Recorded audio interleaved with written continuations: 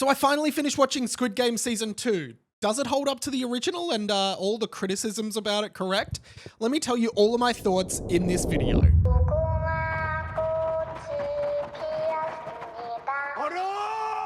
What's up guys, Mike here. Welcome back to my channel. Make sure you subscribe for more pop culture content in your feed. Let's get into it. Okay, so season 2 of Squid Game has definitely been my most anticipated TV show that I've been waiting for a very long time. The first season of Squid Game dropped on Netflix back in 2021, and I remember here in Melbourne, Australia, where I'm from, we were actually in the middle of another COVID lockdown. So literally everyone was watching this show.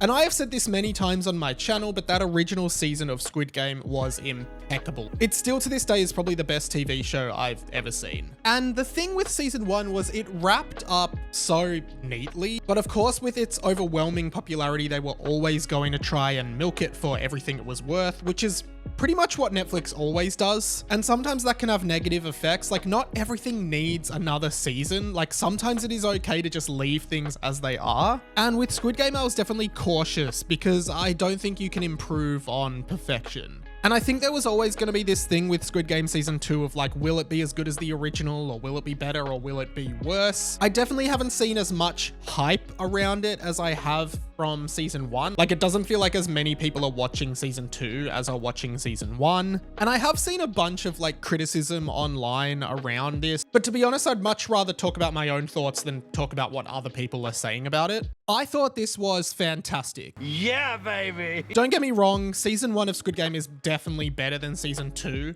And the other thing about season 2 is it's very clearly like part 1 of a 2-part story. Like Squid Game season 1 was definitely just like a story, right? But now they've renewed it for season 3, which will be the last season. And season 2 very much feels like part 1 of like the final story. That being said, there are still so many exciting twists and turns. The new games are great and some of the new characters are awesome. Of course, the show sees our main character gi-hun go back into the Squid Games in order to try and put a stop to them for good. 이거 그냥 게임이 아닙니다. And the games actually don't show up until episode 3. Episode 1 sees gi-hun try to track down the recruiter. This was an incredible episode. It was an awesome way to get back into the world, but also that final scene of Russian roulette was just so crazy to watch. Oh my god. And again, Squid Game deals with these themes of capitalism, greed, and like the way in which money is utilized in modern society, particularly Western society, and how money can sort of prompt desperate people to do desperate things. You can have the boat or the mystery box. What, are you crazy? We'll take the boat. Not so fast, Lois. I think the recruiter really illustrates this when he offers a bunch of homeless people a lottery ticket or a piece of bread. Almost every single person takes the lottery ticket. You know, they are so desperate that even the hope of maybe getting out of their situation is more important than what they actually need right now. And that entire thing feels like an analogy to what the Squid Games are. Gi-hun ends up joining the games again, of course, and tries to help everyone else and inform them that this is a death game. The first game is the same as in season 1. It's red light, green light, but everything else is completely different. And the other big twist that we find is that player 001 in this season is in fact the like head guy of the games, the commander or whatever his name is. That's not my name. This leads to a lot of like ironic scenes between gi-hun and player 1. Obviously gi-hun doesn't know that he is the commander or the head of the Squid Games, but player 1 does know that gi-hun won the Squid Games. This season also deals with a lot of other kind of issues that weren't touched upon in the first season. One thing I thought was kind of interesting, first off, is there is a mother-son kind of character duo. The reason I thought this was pretty interesting is because in the reality TV version Squid Game The Challenge, 2 of the main characters are also an elderly mother and her younger son. I'm not saying that this season was inspired by or influenced by the reality TV show version, but it is just a coincidence. There is also a character who is pregnant, which I thought was a really scary and harrowing thing to have in a character in this show. I don't think we see the fate of that character at the end of season 2, so hopefully we'll learn more about them in season 3. One of the sort of side storylines is that one of the guys in the Squid Game is a kind of crypto YouTuber who told everyone to buy a crypto coin. Several people in the games lost a lot of money because of this coin. And if that isn't cutting edge social satire, I don't know what is. He's right, you know.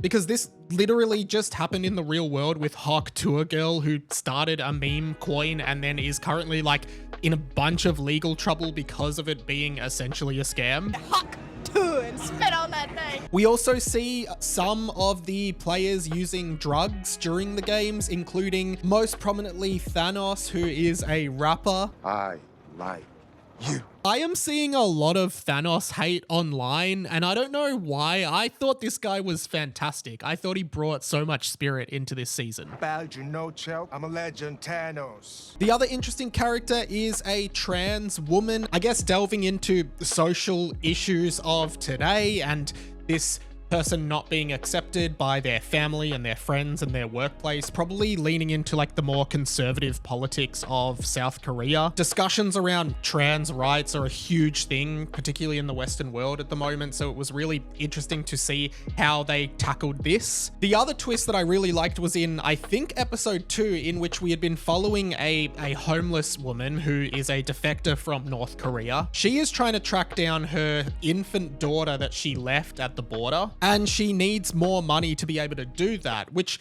leads us all to believe that she is going into the games to play as a participant, only for it to be revealed that she is in fact one of the pink guards. And I thought this was really interesting that we got to see more of like even the other behind the scenes of the Squid Game, like who are the people who are the guards? They are just other ordinary people who are desperate for money, and they are basically just doing whatever they are being told to do. The second game in this season is not the Dalgona honeycomb game. Instead, it is a 6-legged relay minigame race, which was really entertaining to watch as well. Then they play a game called Mingle, which is where they have to like get into groups and go behind doors. That was intense. And I'm really glad they didn't just recycle all the games from season 1. Like, I think we all knew they were going to have to do fresh games for this season, but it was awesome seeing the creativity here. That kind of takes us into the last episode of the season, which is only 7 episodes, by the way, whereas season 1 was 9 episodes. Gi-hun essentially stages a revolt in the quarters, and they start to take the guns of a lot of the guards. And in a really telling and interesting scene in which Gi-hun says that some of the other players are going to have to be sacrifices, player 001, the creator of the Squid Games, makes him admit that he is making other people sacrifice for the greater good. Gi-hun says that some of the other players are going to have to be sacrifices. I think Squid Game is always challenging like ethics and morality. That's what season 1 was, and here's what season 2 is doing as well. I mean, in this moment, Gi-hun is definitely deciding that the lives of some people are worth more than others, and we do see him as the protagonist, but we have to question, is he really any better than anyone else? Particularly the fact that they actually start to kill the guards at the end. Like, how is them killing the guards any better than the guards killing them? Like, I don't think that's ethical, and that's a dilemma that we have to face as a viewer. Unfortunately, the revolt doesn't really go to plan, and the season ends with the leader 001 betraying several of the other rebels and then getting back into his black mask and killing Gi-hun's friend. That is where the series ends. There is a mid-credit scene in which we see that the games are continuing as normal the next day, I believe. We're now back in the red light, green light kind of area, except there is now another boy doll. I don't really know what that means for season 3, but it is clear that literally nothing mattered. Even 001 says to Gi-hun, "See the consequences of you playing the hero."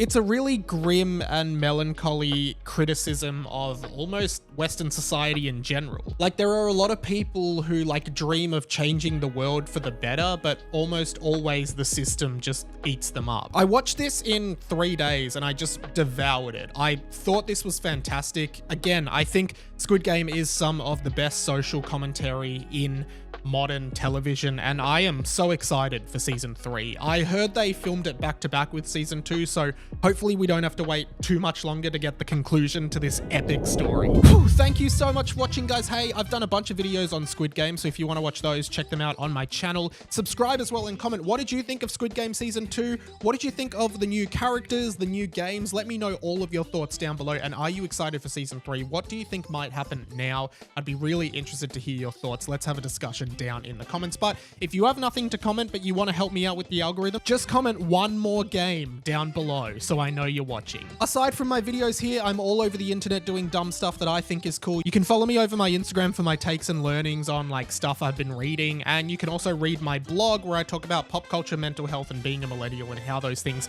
intersect in our day-to-day lives. I would love to hear from you, but that's pretty much it from me for now. This will probably be my last video for 2024, by the way, so I'll be back next week / next year for 2025, so have a happy new year. My name's been Radio Mike. This has been The Inside of My Mind, and I will catch you later. Now, this will probably be my last video for 2024, by the way, so I'll be back next week / next year for 2025, so have a happy new year. My name's been Radio Mike. This has been The Inside of My Mind, and I will catch you later.